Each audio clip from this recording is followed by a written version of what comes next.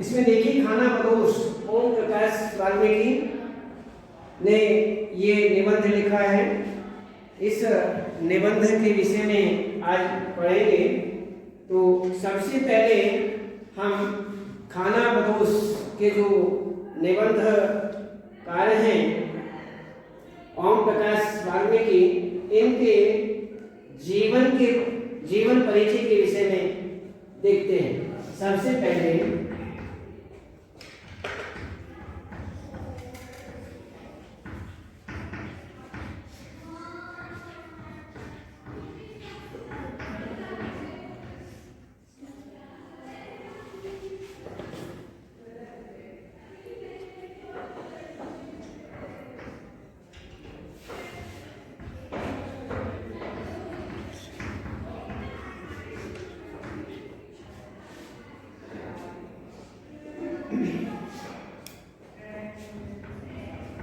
रचनाएं, साहित्यिक विशेषताएं,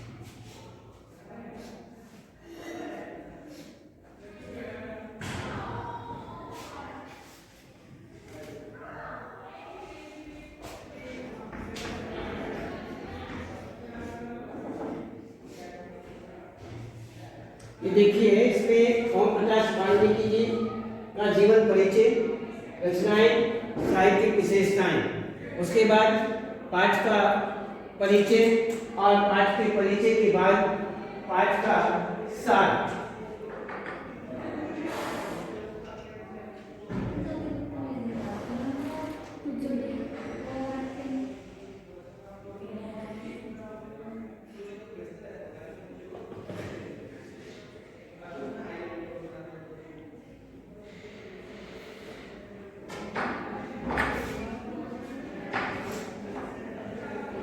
इसमें सबसे पहले ओम प्रकाश जी का जीवन परिचय। ओम प्रकाश जी, ओम प्रकाश वाल्मीकि जी का जो जन्म है वो बरला, जिला मुजफ्फरनगर,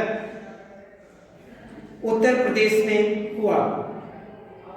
इनका बचपन सामाजिक एवं आर्थिक कठिनाइयों में बीता।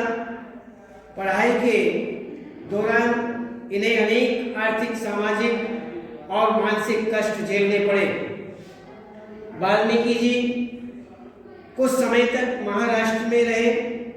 वहाँ ये दलित लेखकों के संपर्क में रहे और उनकी प्रेरणा से डॉक्टर भीमराव अंबेडकर की रचनाओं का इन्होंने पूर्ण रूप से अध्ययन किया। इससे इनकी रचना दृष्टि में बुनियादी परिवर्तन हुआ। आजकल ये देहरादून में स्थित ऑर्डिनेंस फैक्ट्री में एक अधिकारी के रूप में कार्य कर रहे हैं। तो इनके विषय में ये इनका संक्षिप्त परिचय हुआ और इस संक्षिप्त परिचय के बाद में हम देखते हैं इनकी संक्षिप्त रचनाएं। ओम प्रकाश वाल्मीकि की प्रमुख रचनाएं इस प्रकार से हैं कि कविता संग्रह के विषय में यदि विचार करें तो सदियों का संताप बस बहुत हो चुका। कहानी संग्रह, सलाम, घुसपैठिए, आत्मकथा, दलित, साहित्यिक, सौंदर्य शास्त्र तथा जूठन। इसमें नाटकों में अभिनय और निर्देशन में भी इनकी रुचि बताते हैं।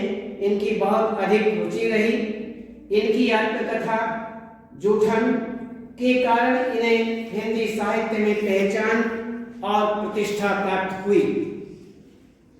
इन्हें सन 1993 में डॉक्टर अंबेडकर राष्ट्रीय पुरस्कार और सन 1995 में 1995 में परिवेश सम्मान से भी पूर्ण रूप से अलंकृत किया जा चुका है। तो इस प्रकार से ये पुरुष परिवेश से भी सम्मानित हुए और हर प्रकार से इनको पुरस्कार से सम्मानित किया गया। तो अब हम देखते हैं इनकी साहित्यिक विशेषताएं। हिंदी में दलित साहित्य के विकास में ओम प्रकाश वाल्मीकि की जो महत्वपूर्ण भूमिका है वो इस प्रकार है। इन्होंने अपने लेखन में जातीय अपमान, जाति का जो अपमान है उस अपमान तथा उत्पीड़न का जीवंत वर्णन किया, अर्थात प्रत्यक्ष में वर्णन किया कि इन्हें उस प्रकार की दुख, उस प्रकार का दुख इन्हें झेलना पड़ा और जो उत्पीड़न इनका किया गया वह भी झेलना पड़ा। तो इस प्रकार कहते हैं कि इन्होंने इस प्रकार का जीवंत वर्णन किया, जो का तो वर्णन इन्होंने किया, ऐसा प्रतीत होता है मानो वह जिंदा है, जीवंत है, प्रत्यक्ष है। तो उसी प्रकार से कहते हैं कि भारतीय समाज के कई अनछुए पहलुओं को पाठक के समक्ष प्रस्तुत किया है। अनछुए, जिनको देखा नहीं गया, छुआ नहीं गया, जिनके विषय में विचार नहीं किया गया, जिनको इस प्रकार से प्रत्यक्ष रूप में नहीं देखा गया, उन अनछुए जो इस तरह के जो पहलू हैं, पक्ष हैं, वो पाठक के सामने प्रस्तुत किए गए। ये मानते हैं कि दलित ही दलित की पीड़ा को बेहतर ढंग से समझ सकता है। जो दलित है, कमजोर है, निम्न श्रेणी का है, वही निम्न श्रेणी को अच्छी तरह से पहचान सकता है, उसके दर्द को पहचान सकता है, ऐसा कहते हैं। तो वही उस अनुभव की प्रामाणिक अभिव्यक्ति कर सकता है, अर्थात वही प्रामाणिकता सिद्ध कर सकता है। तो इसी प्रकार इन्होंने सृजनात्मक साहित्य के साथ साथ में आलोचनात्मक जो लेख हैं उनको भी किया, उन्हें भी लिखा। इनकी भाषा सहज है, तथ्य को जानने वाली है, तथ्य को परखने वाली है और आवेगमयी है। उसमें आवेग है, उसमें व्यंग का बहुत गहरा पुट है, अर्थात व्यंगात्मक शैली में भी इन्होंने अपने लेखों में लिखा। इन्होंने साहित्यिक खड़ी बोली का भी प्रयोग किया और राजधानी संवाद कहानी में रोचकता इन्होंने बढ़ाई। तो इस प्रकार से इनके साहित्यिक विशेषताएं इस प्रकार की हैं। अब हम देखते हैं इस पाठ का परिचय क्या है। इस पाठ में लेखक जो है वो वास्तव में क्या बताना चाहते हैं। परिचय से तात्पर्य होता है कि लेख में क्या बताना चाहता है लेखक, तो उसी के विषय में बात करते हैं। तो खाना बदोश में मजदूरी करके किसी तरह गुजर बसर कर रहे मजदूर वर्ग, जो गरीब वर्ग है, निम्न वर्ग है, वो जैसे तैसे मजदूरी करता है और जैसे तैसे अपना गुजर बसर करता है, अर्थात अपना जीवन व्यतीत करता है। आजीवन इसी प्रकार से अपना जीवन व्यतीत करता है, उसके विषय में बताया गया है। कहते हैं मजदूर वर्ग के जो शोषण है, मजदूर वर्ग का जो शोषण है और उसको यातनाएं हैं, उनको यहाँ चित्रित किया गया है कि किस प्रकार से मजदूरों को यातनाएं दी जाती हैं, किस प्रकार मजदूरों का शोषण किया जाता है। तो मजदूर वर्ग यदि ईमानदारी से मेहनत मजदूरी करके इज्जत के साथ जीवन जीना चाहता है तो सुबे सिंह जैसे समृद्ध और ताकतवर लोग उन्हें जीने नहीं देते। यदि वो सम्मान से मजदूरी करके अपना जीवन, अपनी आजीविका मजदूरी से अपनी आजीविका चलाने वाले यदि इज्जत से जीना चाहते हैं तो सुबे सिंह जैसे समृद्ध अर्थात धनवान जो बड़े लोग हैं वो जीने नहीं देते हैं, तो उनकी ताकत ज्यादा है। तो कहानी इस बात की ओर भी संकेत करती है कि मजदूर वर्ग हमारे समाज की जातिवादी मानसिकता से नहीं उभर पाया है, अर्थात वो बाहर नहीं निकल पाया है। जाति प्रथा जो समाज के अंदर है उसमें वो हर समय फंसा रहता है। तो इसमें इतना दिखाया गया है, लेखक ये दिखाना चाहता है कि किस प्रकार से उस मजदूर का यहाँ पर शोषण किया जाता है, उसे किस प्रकार से उत्पीड़ित किया जाता है, यहाँ पर ये दिखाया है, लेखक ये बताना चाहता है। अब पाठ का सार, पाठ का जो सार है उसके विषय में बात करते हैं। यह कहानी जो है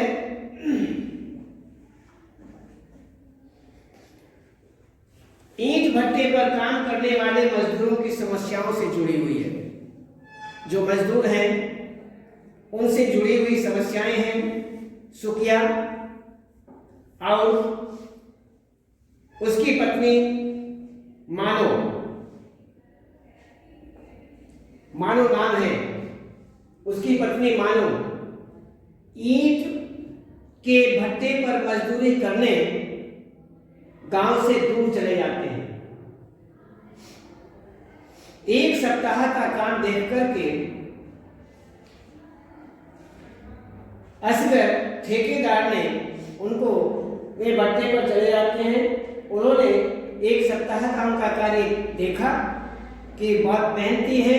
उनका काम देख करके असगर ठेकेदार ने सुखिया को ईंट बनाने का सांचा दिया, अर्थात जिससे ईंट बनाई जाती है वो इस तरह का लकड़ी का सांचा होता है। अब लोहे का बनने लगा हो तो बात अलग है। तो इस प्रकार का एक सांचा दिया जिससे ईंट तैयार की जा सके। तो और ईंट पाथने का काम शुरू करने का निर्देश भी दिया कि आप ईंट तैयार करें, ईंट बनाएं। किसको? सुखिया को। तो इस प्रकार से किसने? असगर ठेकेदार ने। ईंट का वहां भट्टे का ईंट बनवाने का ठेका उसके पास था। तो असगर नाम का ठेकेदार था। सुखिया और मानो दो पति पत्नी जो कि अपने गांव से बहुत दूर भट्टे पर जाकर के ईंट पाथने के काम के लिए गए, वहां मजदूरी के लिए गए और वहां जाकर के सुखिया को उस ने अर्थात उनका काम देखा। काम देखने के बाद सुखिया को उन्होंने सांचा दिया, ईंट बनाने का सांचा दिया और उसे ईंट पाथने के लिए कहा गया। तो इस प्रकार शुरुआत हुई। तो कहते हैं कि इस प्रकार से निर्देश देने के बाद अब 1 महीना होने को आया। 1 महीना हो गया, पूर्ण होने को आ गया है। आज उनकी बनाई ईंटों को पकने के लिए भट्टे में लाया जा रहा है। उन्होंने जितनी भी ईंटें बनाई हैं उनको पकाने के लिए भट्टे पर ईंटें लाई जा रही हैं। सुखिया बहुत खुश है, बहुत खुश है। भट्टे पर लगभग 30 मजदूर हैं। आज उनकी बनाई ईंटों को पकाने के लिए भट्टे में पकाई। वहीं पर मजदूर बहुत हैं जो वहीं आपस में मिलजुल करके काम कर रहे हैं।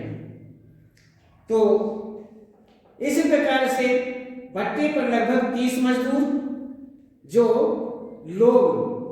वहीं पर काम करते हैं और भट्टा मालिक मुख्तार सिंह, भट्टे का जो मालिक है वो मुख्तार सिंह है और असगर ठेकेदार शाम होते ही शहर लौट जाते हैं। दोनों के दोनों जो हैं, मालिक कौन है? मुख्तार सिंह। वहां का ठेकेदार कौन है? असगर ठेकेदार। जब शाम होती है तो वे दोनों के दोनों शहर लौट जाते हैं। शहर से दूर दिन भर की गहमी के बाद अंधेरा घिर आता है। छोटी छोटी झोंपड़ियों में जो ईंट पर ईंट सजाकर बना दी गई हैं, झुककर ही घुसा जा सकता है। ऐसी कुछ झोंपड़ियां बना ली जो नीची हैं, झुक करके उनके अंदर गेट में घुसते हैं और अपना समय बिताते हैं। तो इसी प्रकार से यहाँ पर भट्टे पर जो काम करने वाले हैं, उन काम करने के बाद औरतें चूल्हा चौका संभालती हैं, अर्थात अपनी रोटियां बनाती हैं, अपना भोजन तैयार करती हैं और भोजन तैयार करने के बाद शाम होते ही वहाँ सन्नाटा पसर जाता है। उसके बाद शाम होती है और फिर कोई चहल पहल नजर नहीं आती, सन्नाटा सा दिखाई देने लगता है। थके हारे मजदूर अपने अपने दड़बे नुमा झोंपड़ों में घुस जाते हैं, छोटे छोटे घरों में, झोंपड़ियों में घुस करके अपना आराम करते हैं, सोते हैं।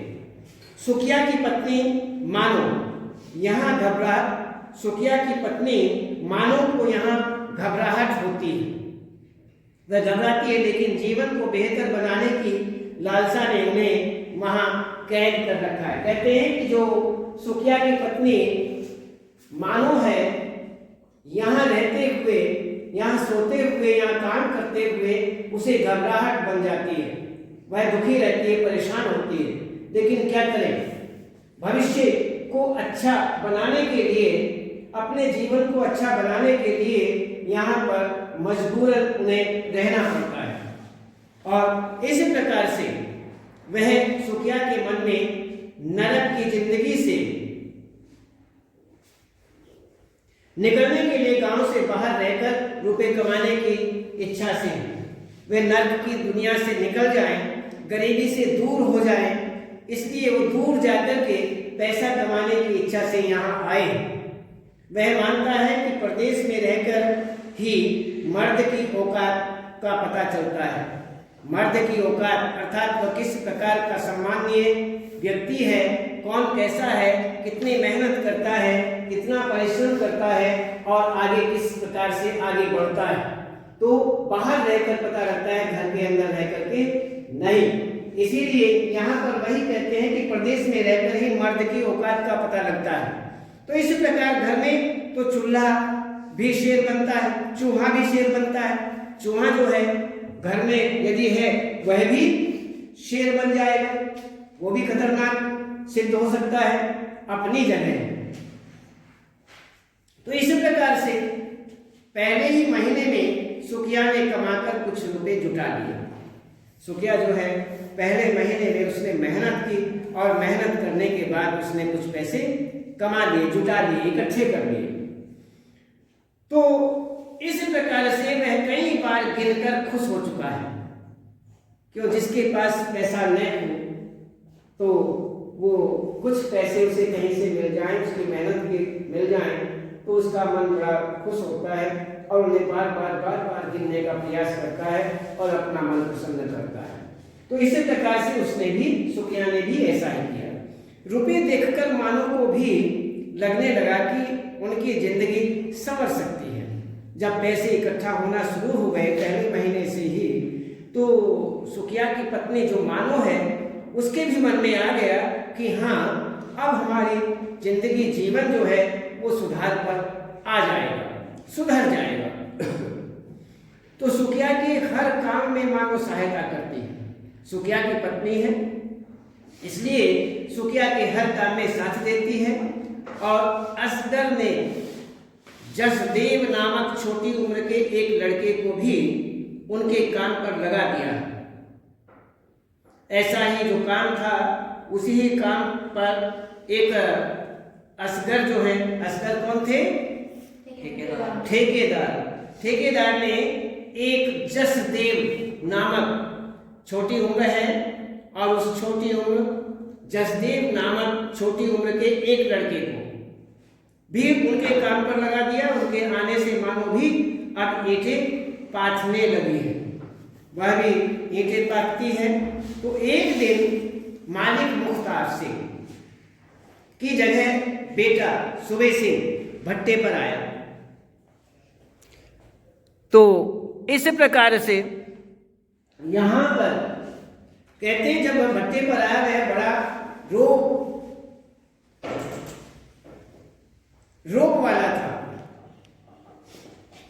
उनके सामने असगर ठेकेदार भीगी बिल्ली बन जाता था, रौब दौब से रहता था, अर्थात धमका करके है। तो इधर उधर जहाँ तहाँ, क्यों, मालिक का बेटा था, तो मालिक का बेटा होने के नाते रौब से रहता। तो उनके सामने असगर ठेकेदार जो है वो भी एक भीगी बिल्ली की तरह होता। तो दफ्तर के बाहर एक अर्दली की ड्यूटी लग जाती, बाहर जिसकी इजाजत के बिना कोई अंदर नहीं जा सकता था। सुबेद सिंह की गिद्ध दृष्टि, सुबेद सिंह कौन थे ये? उनके बेटे सर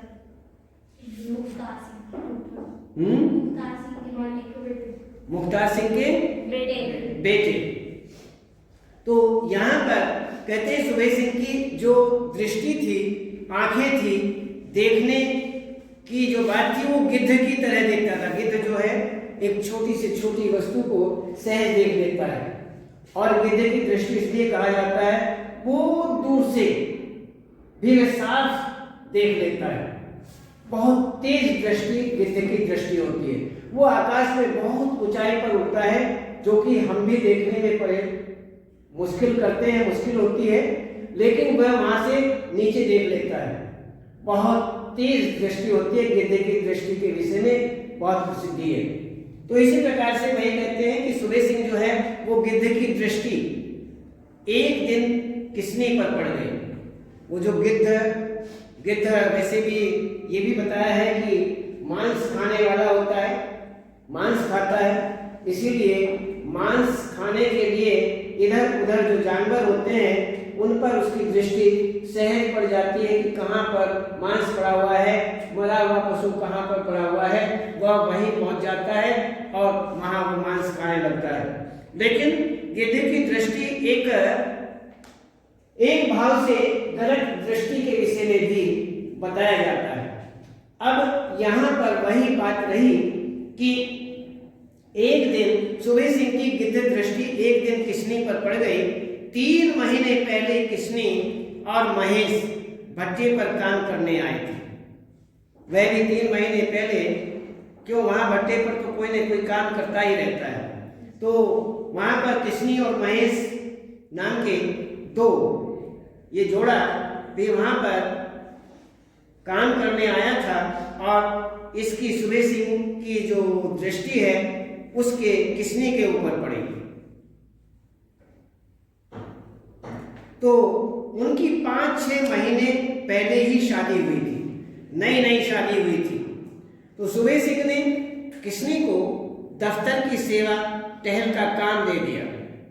कहते हैं सुबेद सिंह जो है उसने उसको ईंटें थापने के पाथने के लिए कार्य नहीं दिया, उसे अपने दफ्तर में अंदर काम दे दिया कि आपको इसका दफ्तर का कार्य करना है, यहाँ रहना है। तो वह अपना वहाँ काम करने लगे। तो 5-6 महीने पहले ही जिसकी शादी हुई थी, सुबेद सिंह ने उस किसने को, उस जोड़े में से किसने को अपने दफ्तर की सेवा टहल का काम दिया।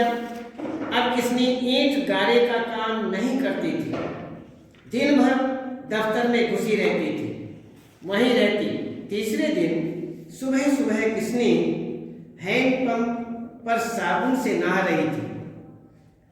अब जिसके पास कुछ भी न हो, मजदूरी के लिए आए हो, साबुन उनके लिए बहुत दूर की बात है।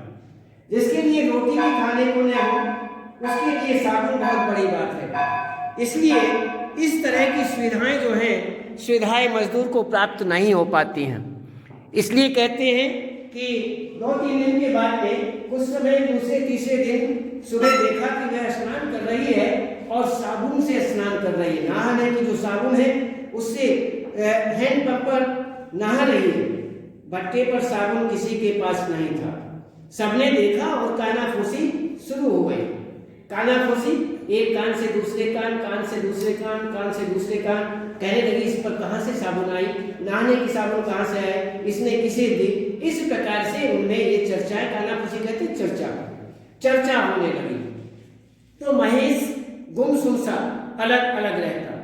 जो महेश था वह भी चुपचाप गुमसुम बन करके इधर उधर रहने लगा।